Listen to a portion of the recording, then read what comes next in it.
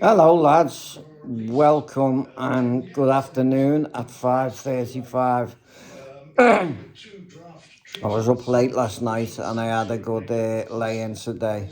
Anyway, I want to let you know what's going on about one of my other stitch-ups. In the 90s, one morning I got a knock on my door in my mum's house. I seen out the living room window, it was Jack's. I went down, opened the door, they come in. You were under arrest on suspicion of armed robbery. This was the Serious Crime Squad. I was took to St Anne's Street Police Station where I was questioned and they said a fella on Holt Road who collects money on this certain day of the week, he was robbed. But he could not pick the fella out behind him as he felt the fella crept up behind him and he could feel something in his back. He took his coat off him. He said he could not pick the fella out again, but he was taller than me. The fella was 5'9", I'm 5'8". He also said he felt something in his back. Well, whoever robbed him, that could have been a fist, a hand or anything. Basically, it's called a holding charge. Goes to court. But no, when I get in the police station, I'm interviewed and he said, a girl has said she's seen you do the robbery and you had a beard. Now, I never had a beard, and this is about 14 hours after the robbery. But he had 3 days growth, what I've got now, which is not a beard, is it? But then when I put this to the police, they said you could have had a false one on. So again, my mum stands surety. Sign on at the plot shop. I can't remember how long, it's that long ago.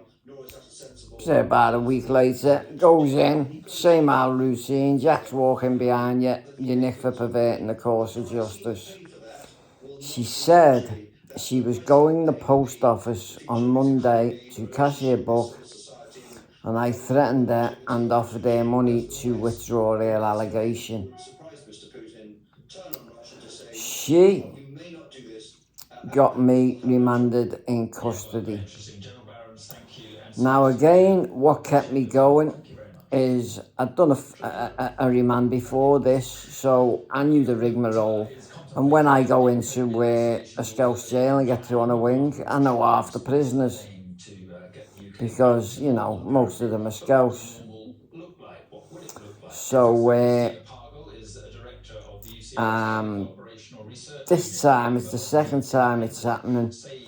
I'm fucking... The food isn't enough. You know, as you go to Savoury, you did the screw dishes, the chips out.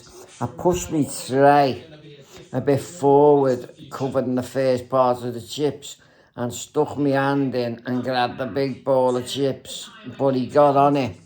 I got nicked for theft, stealing food off inmates. So I had to go on adjudication. I lost 7 days for that, but who gives a fuck? I knew I was getting a not guilty. Now in the meantime, I'd got a visit off my mum, and a lady in the street where the robbery had took place, he was waiting in a little side street off Holt Road, acting suspicious. A lady by the name of lovely Pat Hannam, her daughter's on her Facebook, Samantha Hannam. Her mum went round to my mum's and went, I've heard your Mark's being arrested for a robbery and he didn't do it. I seen who done it. So she made a statement to the police, bearing in mind she's got no criminal record and the one witness against me has got a criminal record. So, the fella who got robbed could not pick the person out except he was taller than him. So his evidence is eliminated. My mum, I was in her house and she was getting it painted. My mum's got no criminal record. She was an alibi witness. The painter has got no criminal record. He was an alibi witness. So, I've been remanded in custody now by the say-so of a person who's got a criminal record, and the police didn't even want to interview the woman who saw the robbery and said it wasn't me, the lovely Pat Annam. So, same again, I'm more interested in getting parcels in. Whatever the parcel is, it's currency in jail. Do you know? It's currency. So, you know, that's what keeps you going. And you think, well, the evidence is fucking weak. They just can't get me for things I've done, so they're getting me by hook or by crook. So,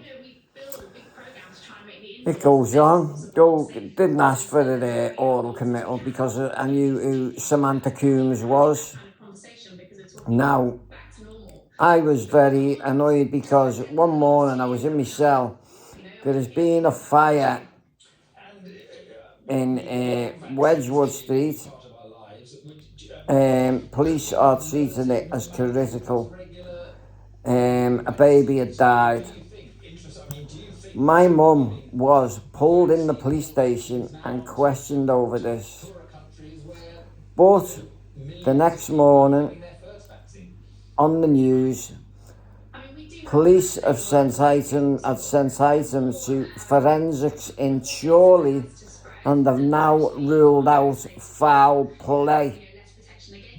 She was trying to now blame the gas board. But what she had done is got up, put her baby in a baby walker and left the baby, and her and the fella went back to bed. David Thomas was a fella and left the baby in the baby walker downstairs walking around. Now, David Thomas fixes cars. He's a mechanic. He always has a little few cars working on them and that. In his living room was fucking cans of petrol, oil, car engines, you know. That's what was. He lived in a cesspit. So, my mum got released and it come on the news. I was relieved because I told the prisoners on the wing, watch me back. I'm in jail and the witness's house. All I know, it's gone on fire, they're treating us as foul play. But the next morning, when I heard that on the radio, my heart sank back into place. But you can imagine how I felt. So, I didn't ask for the oral committal, as I said before. I just went basic oral committal, commit me to Crown. Got me, went up for plea. And then, as you know, you go back, you don't get a trial date when you go for your plea, you just wait for the letter. Got me letter, went up for trial. The first person called in the box was the fella who got robbed. He categorically said it was a fella taller than him with a beard, he couldn't pick him out again. The charge of armed robbery, because he felt something in his back, was dropped to a robbery because it could have been a hand. Now, on my mum's ashes, this had totally fuck all to do with me. So the next witness in the box was this Samantha Coombs. Now, my barrister, first thing he says, are you familiar with courts? No. He asked the questions about courts, no. And then he started reading out the criminal record, Havering, fraud, I remember that one, 1980 odd. she denied it. She denied the criminal record. So my barrister passes it over to the prosecution and says, is this your witness's criminal record? The prosecutor said, yes, it is. So straight away, my barrister has looked at the jury and said, I am telling you, she has lied to you. Straight away, she's lied to you. So, when she said I threatened her at the post office, I don't know how my solicitor never got on it at the Mads putting in bail apps. It was a bank holiday Monday. The judge was told this by my barrister, who then, the judge then phoned the post office, and the post office categorically claimed we do not open on any bank holiday Mondays. And the trial went on. My mum gave good evidence, no criminal record. The painter did.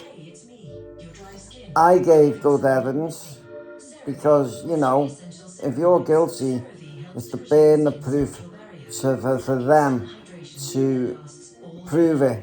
And if you're guilty and you're not very confident of getting in that box, don't get in the box. And when you don't get in the box, they have to prove it. The burden is always on the prosecution. So, it was proved then. It was a bank holiday Monday. The post office shut. She's lied to you. So anyway, when the jury was sworn out, within an hour, the light come on. It was a question. I thought it was the verdict. Can we believe on one offence and not on the other? The judge said, no, this would be called an adverse verdict. You either believe it on the lot or believe it on the nothing. The judge then said he would accept a majority verdict. But they kept me in the room where he was taking a little back room because the light went straight back on. And they come in and found me not guilty. But 8 months on remand. But you know what I want to know? You know when the trial started and the jury was sworn in? One of the juries was seen winking at one of the jacks. Now, I never noticed it. But my solicitor, I don't know who did notice it, come over and told me. After all the evidence was given, my barrister stood up and put in for asking him to discharge it. It was too dangerous to put it to the jury, and the judge declined that, saying that's the jury's job. But that's how low the busies go. But Eric Walters, I don't know how the hell you didn't get on it was a bank holiday Monday, because you would have got me bail. And I wouldn't have spent 8 months on remand for fun. For fun. You know, they've had a 4-5 year sentence out of me on remands. They're a fucking joke, lad. So I feel I've got to go out and start auditing police stations, standing there, filming the cars. I like the cars. Just like people who like train spotter. I'm a car spotter. Do you know? So that's just another one. That's the way the police act. Now I found out later on she was a Cockney from London. She her boyfriend had been having sex with her mentally retarded sister, and she knew about it. The police had said to her, if you don't say it was Mark Mosley, we're going to tell people why you're living in Liverpool. Because I always get suspicious, mate. You know when you've got someone just comes down from Newcastle on their own, and they're living in Liverpool, I think, well, your family's in Newcastle. What the fuck have you come to a city to live on your own for. Them people I never trust. You can't. You can only trust your long life friends or friends who you are solid with, who can vouch for another person categorically. But anyway, have a nice day, folks. Another not guilty, another stitch up, and it fucking ain't nice when you ain't done it. But as I've said, the lifers who are doing life, and I know I'm getting not guilty, they keep you going. Your visits, your letters, your canteen, all keeps you going. So, adios amigo. Take care, everyone. Be safe. Until next time, bye bye.